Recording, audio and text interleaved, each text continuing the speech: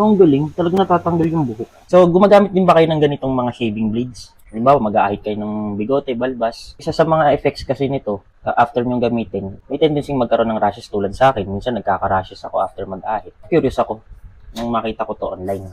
So, itong ating Quarcery na hair removal cream. So, gusto kong itry to kung talaga bang legit na nakakatanggal kapag pinahiran mo lang yung parte ng balat mo na may buhok na gusto mong ahitin. Ang gagawin daw is ipapahid lang tong cream na to dun sa part ng body na may buhok na gusto mong ahitin. No? Libre siyang scraper. So, parang ito yung magiging blade. Pero ang totoo, plastic lang siya. No? Maglagay tayo. Demo natin dito kasi medyo mabuhok yung binti ko.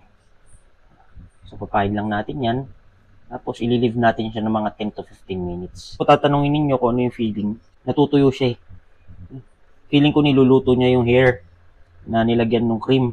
Tapos medyo makati siya for me. Pero tingin ko mukhang effective talaga na nakakatanggal to. Ayan, scrape na natin siya. No? Ay! Wow, natatanggal niya yung buhok. Ano yan? Tanggal oh. Ito nga, legit nga na nakakatanggal talaga ng buhok tong ating hair removal cream. Yan, kitang-kita niyo yung buhok. So, yung pakiramdam ko kanina na parang naluluto yung buhok. Yung balat ko. Wala na pala yung effect nun para matanggal yung yung buhok natin sa binti. Ayun, kita-kita nyo naman yung buhok ko sa binti. Ayun, natanggal. So, feel free to click na lang tapos order na lang kayo dyan para matry nyo rin. So, ito na yung patunay na nakakatanggal talaga ng buhok tong ating Quarcery hair removal cream.